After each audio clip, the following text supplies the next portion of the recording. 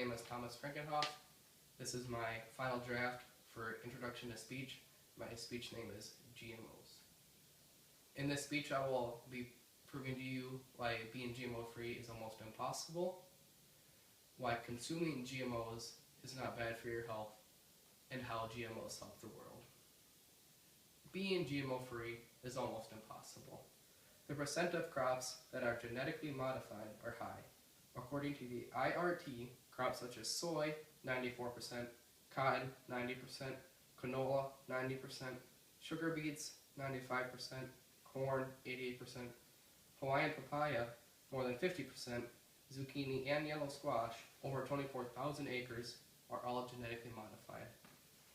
And those percents are saying that each percent of those crops is genetically modified, so just a thin little sliver is not genetically modified that is consumed by humans. And those are maybe farmed by sustenance farmers who grow their own crops, and maybe they just don't have access to genetically modified foods. Or maybe they grow it for specifically anti-genetically modified foods people. Also, Jennifer Schmidt, a registered dietitian, in 2014 says that all domesticated crops are genetically modified. And what she's talking about is selective breeding, and how over generations and generations of growing corn or beets or soybeans or whatever, we have selected the best beans from the batch, the crops that grow the best and the most bountiful, and by selecting those beans and growing those years after year, we have selectively modified the genes. Also, the cost of non-GMO foods is far greater than the price of GMO foods. Jason Lusk, a food and agricultural economist, states in his online blog that you can pay up to 62% more for the exact same product. And it's like paying $1.50 for an apple, or over $2 for an apple. And they're the exact same thing, and the one that costs more most likely has pesticides on it. Consuming GMOs is not bad. Companies wouldn't put out products that hurt people. That's common sense. Say you buy a punching bag, you punch it one time, and it falls over, and it breaks your foot. That's not a punching bag, that's a punch bag. Not only would you be then suing the company for breaking your foot, you'll also be returning the item, getting your money back for that, and the company will lose money through and through on that. Also, the USDA governs exactly how food can be sent out throughout the United States, and it goes through rigorous testing, because they can't just serve people food that would hurt them. It goes through lots of extensive testing. Extensive testing has been done, and only one study showed bad results. This study was shown as incorrect and invalid.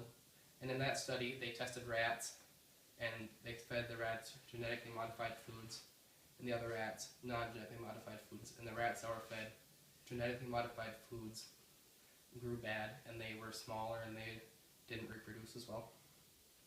But will GMOs hurt my body? The public's concerns and how scientists have addressed them, posted in 2015 by Harvard, shows extensive research. None of it shows harmful effects to rats.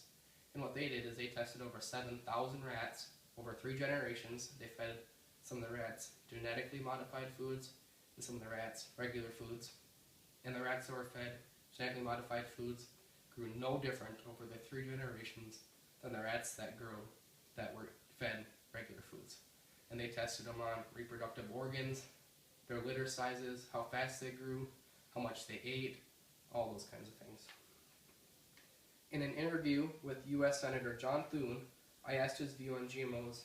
He said that all the scientific evidence on GMOs points towards them being safe, and how people should eat them, and how they should grow them, how they should sell them, and that to argue nowadays is more political and not scientific.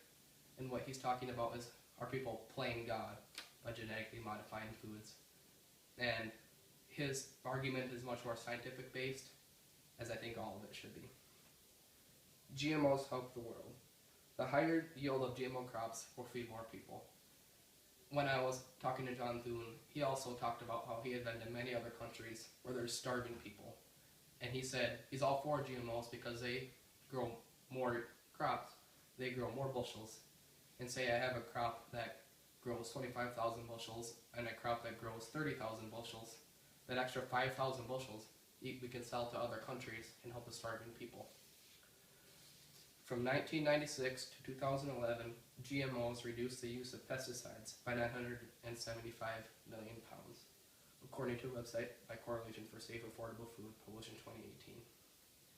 GMOs reduce the use of pesticides, and just think, if pesticides are good enough to kill pests on the food just by touching their body, imagine what it can do to your internal organs if you eat them for your whole entire life.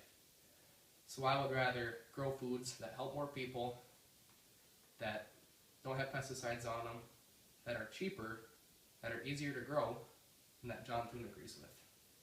My audience is my mother and my father. You can show them.